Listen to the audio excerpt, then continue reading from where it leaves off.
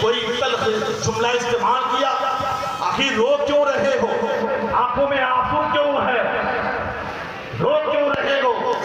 کوئی جواب نہیں دے رہا۔ اعلیٰ حضرت ارشاد فرماتے ہیں کہ سنو، یہ لوگ رو کیوں رہے ہیں؟ یہ ماں کی وجہ سے نہیں رو رہے ہیں، یہ تلخ جملہ کی وجہ سے نہیں رو رہے ہیں، انہیں کوئی پریشانی نہیں ہے، یہ مصطفیٰ کی محبت میں رو رہے ہیں، یہ مصطفیٰ کی الفت میں رو رہے ہیں۔ سرکار اعلیٰ حضرت ارشاد فرماتے ہیں سنو، میری درسگاہ میں جتنے طلباء ہیں ان طلباءوں کو صرف اور صرف عالم نہیں بنایا جاتا،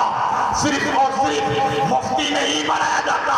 بلکہ عالم اور مفتی کے ساتھ ساتھ عاشق رسول بنایا جاتا ہے، اس لیے کہ مولوی کبھی کبھی بک سکتا ہے، عاشق رسول کبھی نہیں بک سکتا۔ وہ ہے اعلیٰ، مولوی کبھی کبھی بک سکتا ہے پر عاشق رسول کبھی نہیں پی سکتا۔ اعلیٰ حضرت عشق کا جام خود پیے، اتنا پیے کوئی جواب نہیں، اور پلانے والوں کو اتنا پلائے کہ اس کا بھی کوئی جواب نہیں،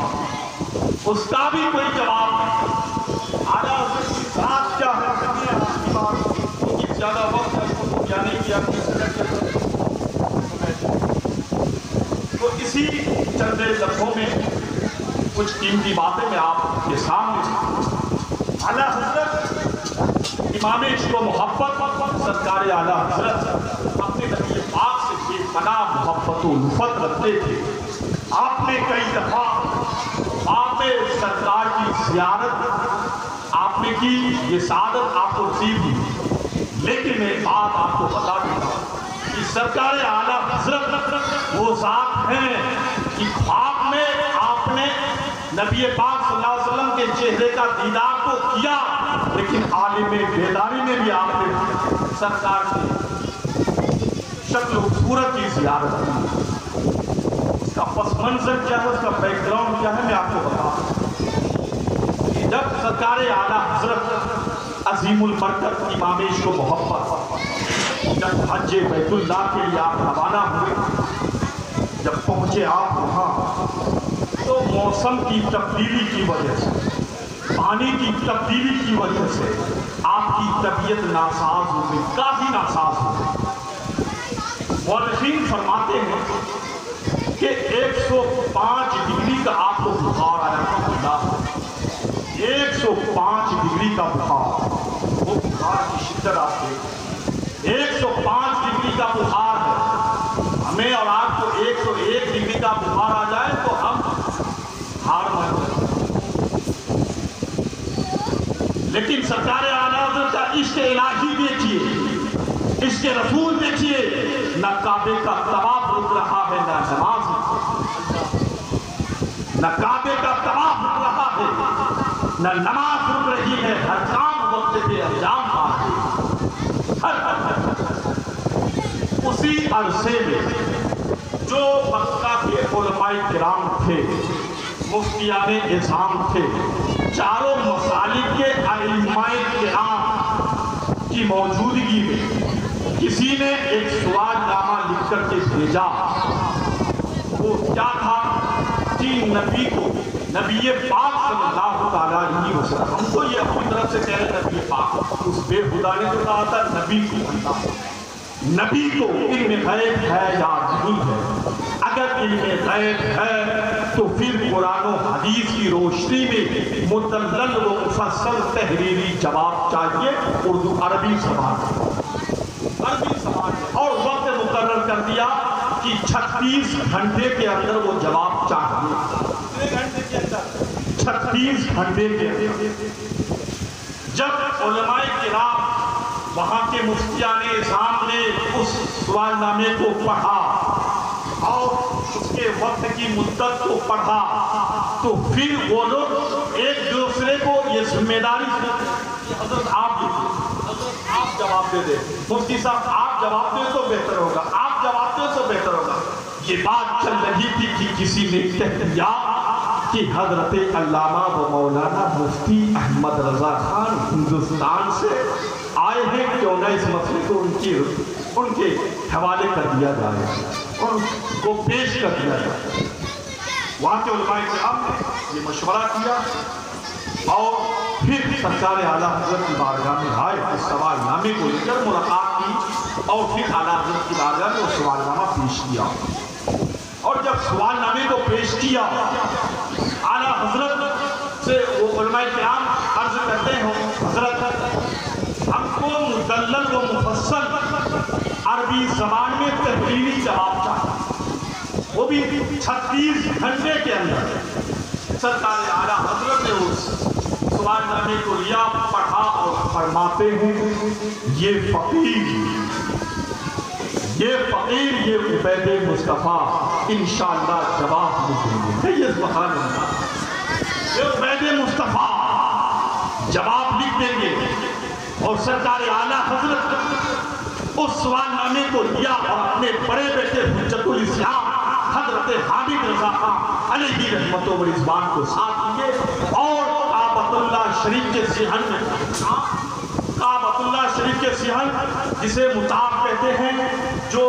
طواف کرنے کی جو جگہ ہے، اس جگہ میں پہنچے اور کعبۃ اللہ شریف کا دروازہ سامنے ہے، کچھ دور ہٹ کے آپ بیٹھے اور بیٹھنے کے بعد آپ فرماتے ہیں حامد رضا یہ آیت لکھو، یہ سبحان اللہ، یہ رکوع نمبر لکھو، یہ آیت نمبر لکھو، یہ حوالہ لکھو، یہ تفسیر لکھو، یہ حدیث لکھو۔ حالانکہ سرکار اعلیٰ حضرت وہاں کوئی لائبریری لے کے نہیں گئے،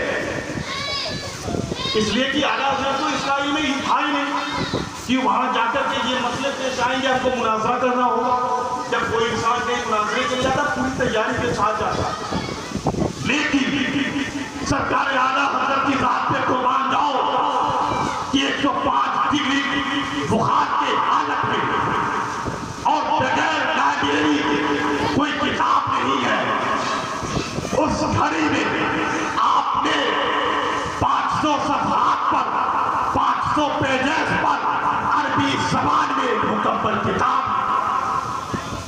مکمل کتاب لکھوائی عربی زبان میں۔ اچھا کتنے وقت میں؟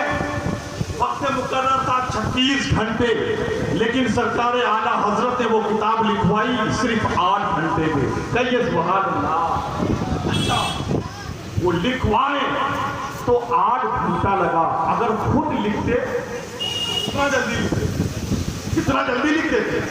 اس لیے کہ کوئی انسان بولے پھر وہ سنے پھر لکھے وقت لگتا، لیکن خود کہے خود لکھے تو بہت جلد لکھ دیتا۔ لیکن سرکار اعلیٰ حضرت کو 105 ڈگری کا بخار ہے اور آپ لکھوا رہے ہیں احمد حامد رضا یہ تفسیر پیش کرو، یہ قرآن کی آیت پیش کرو، یہ حوالہ پیش کرو، یہ آیت نمبر پیش کرو، یہ رکوع نمبر پیش کرو، یہ حدیث پیش کرو۔ اتنے میں سرکار اعلیٰ حضرت کچھ دیر کے لیے خاموش ہو جاتے ہیں، سوچتے ہیں اب اس کے بعد کیا لکھاؤ، اس کے بعد کون سا حوالہ پیش کرواؤ، اس کے بعد کون سی حدیث پیش کرو۔ اتنے میں سرکار اعلیٰ حضرت کی نگاہ ہوتی ہے، جب کعبے کے دیوار کو دیکھتے ہیں، دیکھتے کیا ہے کہ بڑے پیر روشن ضریر سیدنا شیخ عبد القادر جیلانی انوار الغوث پاک چل بدل ہے، فرماتے ہیں احمد رضا رکتے کیوں ہو، لکھو یہ حوالہ لکھو، یہ تفسیر لکھو، یہ آیت نمبر لکھو، یہ حدیث لکھو، یہ تفسیر لکھو، یہ حوالہ لکھو۔ قربان جاؤ مسلمانوں کہ لکھانے والا غوث اعظم، لکھنے والا مجدد اعظم جو لکھ رہے تھے وہ مجددوں کے سردار ہیں، جو لکھوا رہے تھے وہ ولیوں کے سردار ہیں، اور جس کی شان میں کتابیں لکھی جا رہی ہے وہ نبیوں رسولوں کے سردار،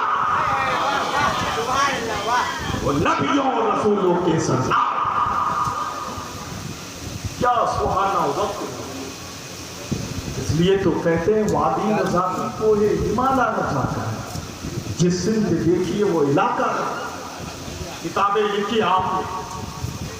پھر ان علماء کرام کے حوالے کر دیے، اس کتاب کی مقبولیت اللہ کو اس وقت جو ہے مکہ میں ٹرکیوں کی حکومت میں ان لوگوں کا قبضہ تھا، اور اس وقت جو مکہ کا گورنر تھا وہ علی پاشا تھا۔ تو ان کی بارگاہ میں کچھ سنی علماء کرام تھے، انہوں نے کہا کہ اگر آپ اعلیٰ حضرت بریلی کا ایک مولانا ہے جس نے عربی